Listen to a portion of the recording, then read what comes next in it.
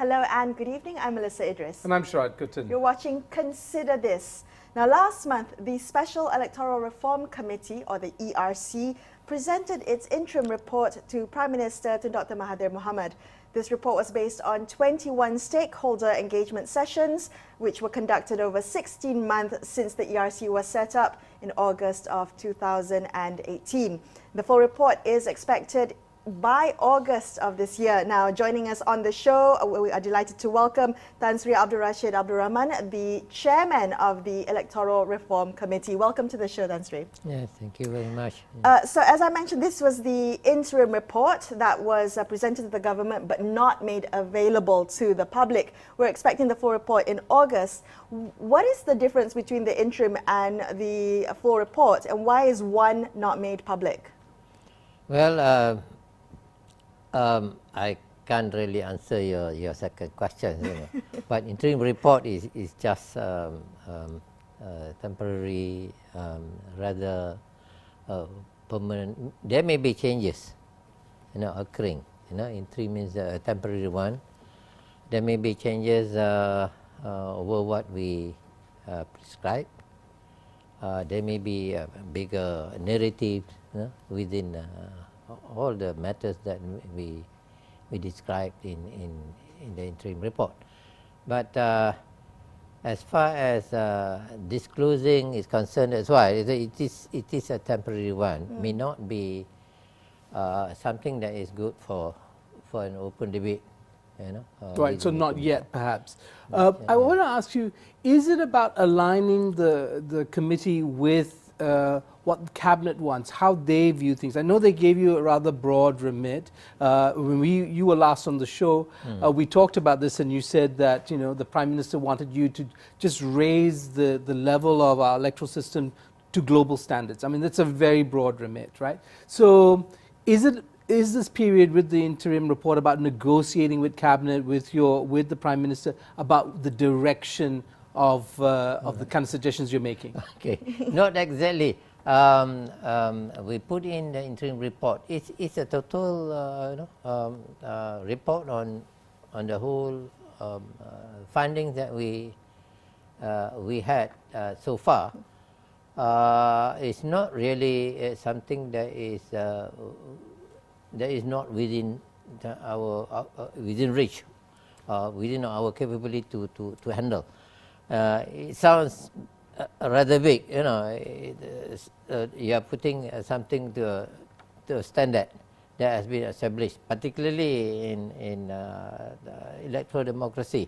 The standard is quite high. You talk in terms of the real standard in electoral management.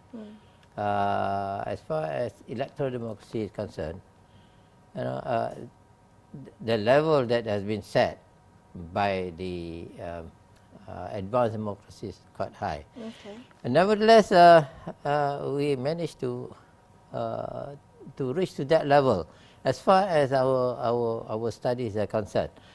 I must tell you that we have gone through, after we met last time, we went through a few advanced democracies, particularly the Commonwealth countries, Britain, Canada, Australia, New Zealand. Now, all these nations have had a long history of electoral democratic practice, and they themselves have gone through a series of reforms. And principally, take the New Zealand example, they left the first past the post system that the British gave us and moved to a mixed proportional partyless system. Correct me if I'm wrong.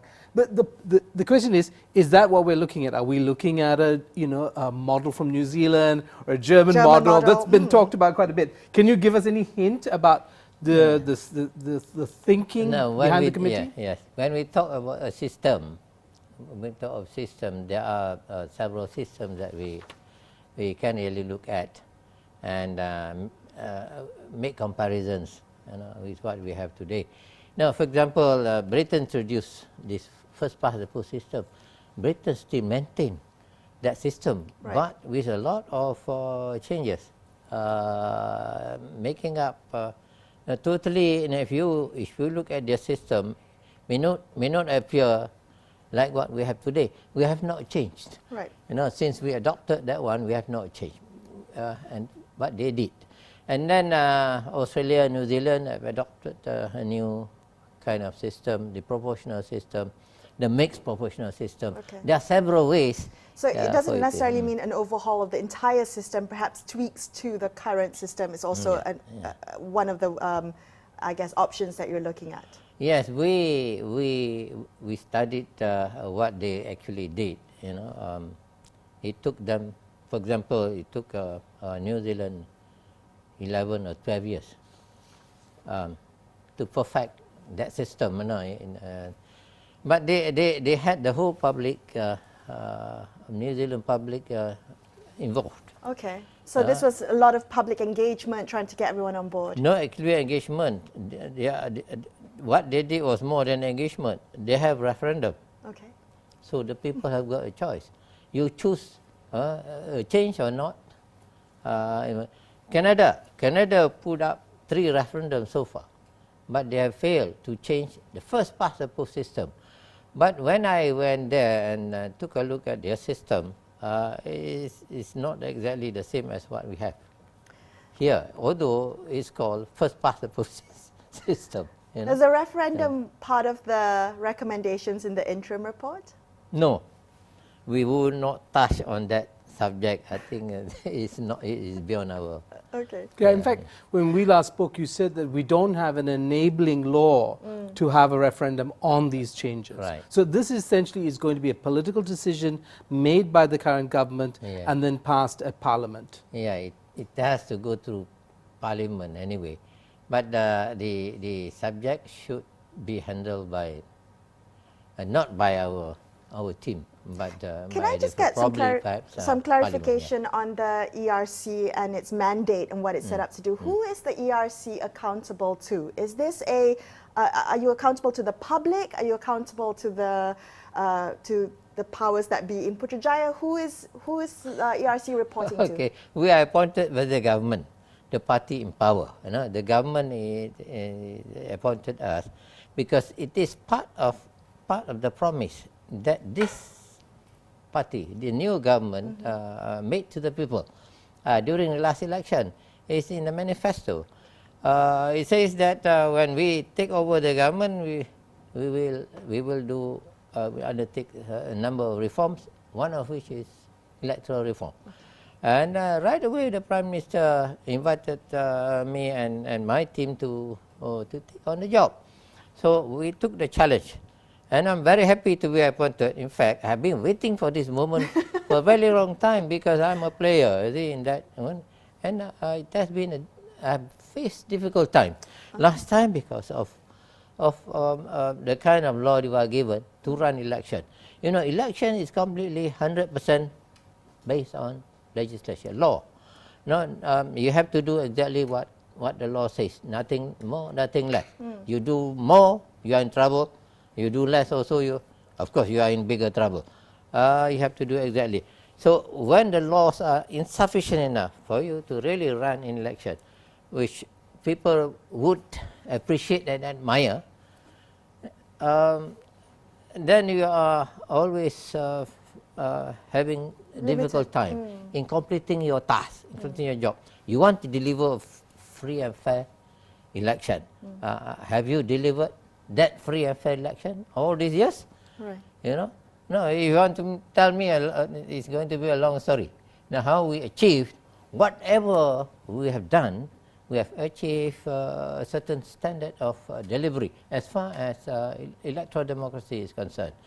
Whatever people say, we have given ample chance for people to come out and freely cast their votes, and they have made their choices. 14 general elections. Through all these elections, good governments have been formed. I say good government within the commas, of course. Okay, well, let's come back and continue this conversation, especially specifically on the recommendations made in the interim report. We'll come back in just a couple of minutes. Stay tuned to consider this.